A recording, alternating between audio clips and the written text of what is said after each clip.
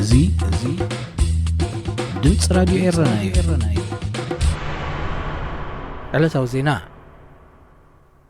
ከም መቐፀልታ ናይቲ ኣብ ዝተፈላለዩ ሃገራት ዝርከቡ ኤርትራውያን ደለይቲ ለውጢ ዘካይድዎ ዘለው ናይ ኣክል ፃውዒት ተቐማጦ ዋሽንግተን ዲሲን ከባቢኣን ከምኡውን ሽወደን ኣብ ሳልሲ ብእኩብ ድምፆም ኣስሚዖም።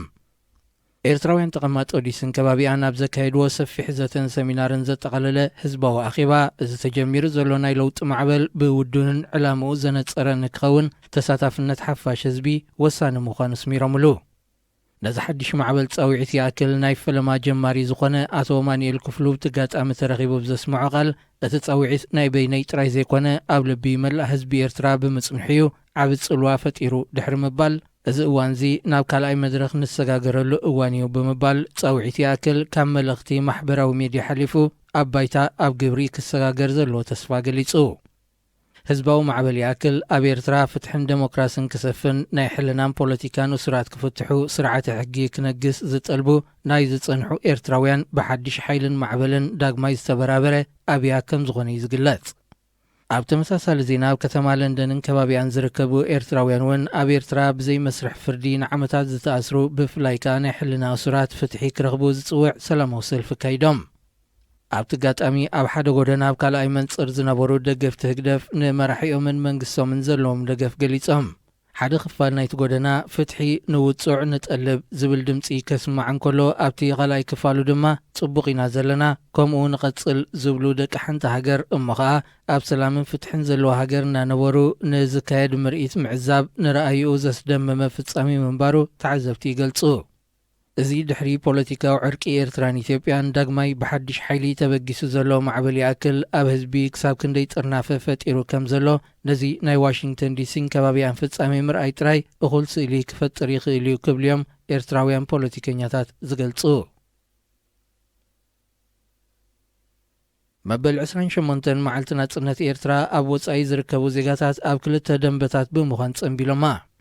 ብፍላይቶም ኣብ ደንበ ደለይቲ ፍትሕን ዴሞክራሲያዊ ለውጥን ዝርከቡ ኤርትራውያን ናጽነት ሃገርና ንምርካብ ዝተኸፍለ መስዋዕቲ ረዚም ብምዃኑ ኤርትራ ውሑዳት ሰበስልጣንን ደገፍቶምን ጥራይ ዝዕንድሩላ ኮይና ከይትተርፍ ቃልሶም ብዝሓየለ መንፈስ ክቕጽሉ ምዃኖም ቃል ብምእታው ከም ዘብዓልዋ ከካቦቱ ዝተረኽበ ሓበሬታ የመልክት።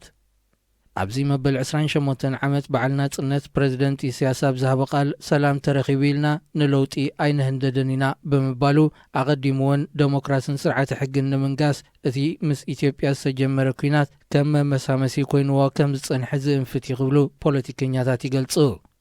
ኣብ ውሽጥን ወፃን ዝርከብ ህዝቢ ኤርትራ ተስፋ ሰላም ርዩ ረሃዋን ቅሳነትን ሃንቀዋብ ዝብለሉ ዘሎ ብዝሕጂ እዋን እቲ ፕሬዚደንት ን28 ዓመታት ዝደጋገሞ ጓንጓ መብፅዓታት ሒዞ መምፅኡ ከም ዘጓሃዮም እዮም ሓያሉ ወገናት ዝገልጹ።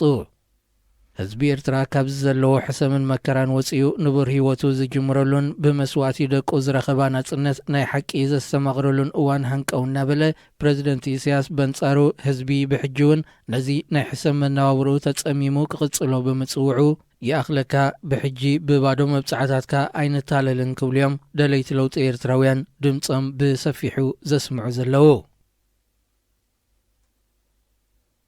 ኣብ ሱዳን ናብ ስልጣን ዝርከበ ወተሃደራዊ ቆንስል ንገማለዲን ዑመር ኢብራሂም ከም ሓድሽ ኣባሉ ሸይምዎ። ዑመር ኢብራሂም ንሙስጠፋ መሐመድ ሙስጠፋ ተኪዩ ናብ ወተሃደራዊ ቆንስል ተጸንቢሩ ዘሎ። ንሱ ብተወሳኺ ሓላፊ ወተሃደራዊ ስልያ ብምዃን ብሓሙስ 23 ግንቦት ቃለ መሓላ ፈጺሙ። ሓላፊ ወተሃደራዊ ስልያ ዝነበረ መሐመድ ሙስጠፋ ብምኽንያት ጉድለት ጥዕና ስርሑ ክቕጽል ኣይከኣለን ካብ ምባል ሓሊፉ እቲ ቆንስል ዝኾነ መብርሂ ይሃበሉን። እንተኾነ ኣብ መንጎ ሰበስልጣን ስርዓት ኣልበሽር ነበር ዝረኣይ ብዘሎ ምትፍናን ዘስዓቦ ከም ዝኾነ ዲፕሎማስያውያን ምንጭታት ሃገር የመልክቱ።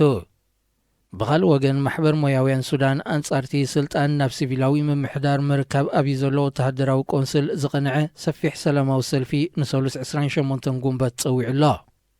ን4 ወርሒ ዝቐጸለ ህዝባዊ ናዕቢ ሱዳን ዝመርሐት ማሕበር ብዓርቢ ዘውፅኦ መግለጺ እዚ ካብ ሰሉስ ጀሚሩ ንክልተ መዓልታት ዝቕጽል ሃገር ለኸ ሰላማዊ ሰልፊ ኣብ ስልጣን ዘሎ ወተሃደራዊ ቆንስል ሓላፍነቱ ከረክብ ሰናይ ፍቓድ ስለ ዘይረኣየ ንኣልበሽር ዝዓለወ ህዝባዊ ናዕቢ ነቲ ቆንስል እውን ስልጣኑ ንምሕዳግ ሙሉእ ዓቕሚ ከም ዘለዎ ንምርኣይ ምዃኑ ገሊጹ። ወታደራዊ ቆንስል እቲ ዝምስረት ሲቪላዊ ምምሕዳር ድልዱልን ውሕስነት ከም ዘለዎን ክሳብ ዘረጋግጽ ስልጣን ኣብ ትሕቲኡ ክጸንሕ ክጠልብ እንከሎ ማሕበር ሞያውያን ከዓ እቲ ቆንስል ሓላፍነቱ ሙሉእ ብምሉእ ናብ ሲቪላዊ ምምሕዳር ክሰጋገር እዩ ዝጠልብ ዘሎ። ክቡራት ሰማዕትና ዜና ዝተፈጺሙሎ እዚ ድምፂ ራድዮ ኤረና እዩ።